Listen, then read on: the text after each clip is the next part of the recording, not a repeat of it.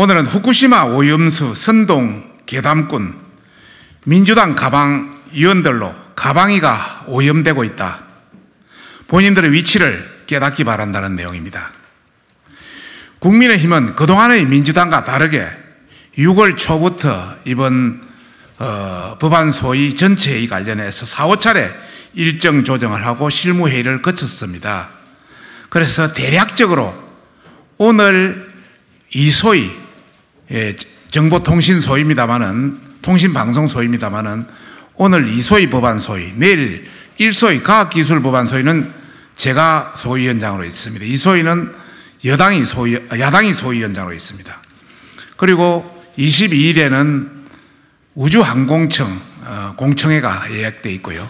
28일에는 전체 회의가 하는 것으로 대략적으로 합의를 보고 계속 실무 협의를 진행했습니다만은 결국 실무 협의가 안 돼서 저희들이 2소위만 일정 통보를 하지 않고 일정을 다 통보했습니다.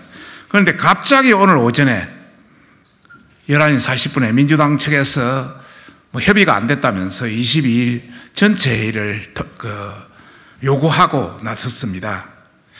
그래서 다시 한번 말씀드리면 국민의힘은 민주당과 다르게 6월 초부터 4, 5차례 일정 등 실무 협의를 했으나 이를 모두 깡그리 무시한 민주당을 규탄한다는 그런 내용입니다. 후쿠시마 오염수 괴담을 퍼뜨린 선동 괴담꾼 민주당 가방 의원들은 똑똑히 듣기를 바란다. 우리 정부는 IAEA와 문재인 정부의 후쿠시마 오염수 처리 방침을 그대로 승계하여 철저하고 면밀하게 대응하고 있다.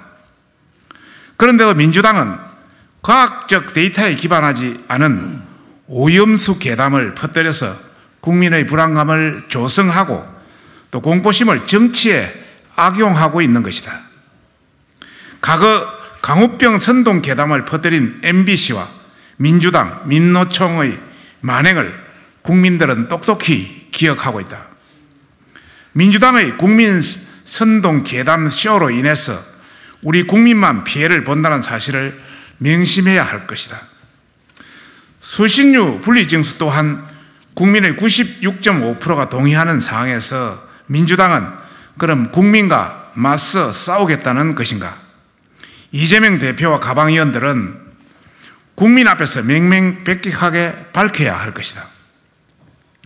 민주당은 정청래 위원장과 거대 야당의 의석수를 앞세워 그동안 국회법을 무시한 채 일정 등을 일방적으로 운영해왔고 특히 공영방송 장악을 위한 입법 폭주를 자행하였다. 분명히 밝힌다. 이제 가방위는 이 위원장이 장제원 위원장으로 교체되면서 정상화를 찾고 있다. 국민의힘 가방위는 민주당과는 다르게 야당과 최대한 협의를 진행을 한다는 게 우리들의 기본 원칙이다. 민주당은 그동안 정청래 위원장이 자행한 가방위 의회 폭거를 새까맣게 잊은 것인가? 여야 간사 간의 합의는 내팽개치고 오로지 가방위를 통해 사리사욕을 채우는 국회 역사상 최악의 위원장을 목도하지 않았는가?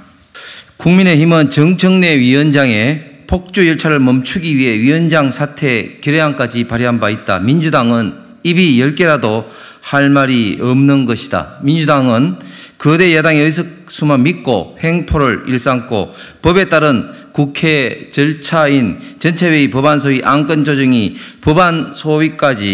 법사위까지 깡그리 짓밟은 방송법을 통과시켰으며 시종일관 국정과제를 가로막고 이제는 후쿠시마 오염수 괴담을 퍼뜨려 오로지 이재명 방탄을 위한 국회 방위를 오염시키는 작태를 당장 멈출 것을 경고하는 바이다. 일정도 마음대로 하고 국민의힘의 현안 질의에 대해서는 모두 묵살한 전례가 있는 민주당의 뻔뻔함이 금도를 넘고 있다.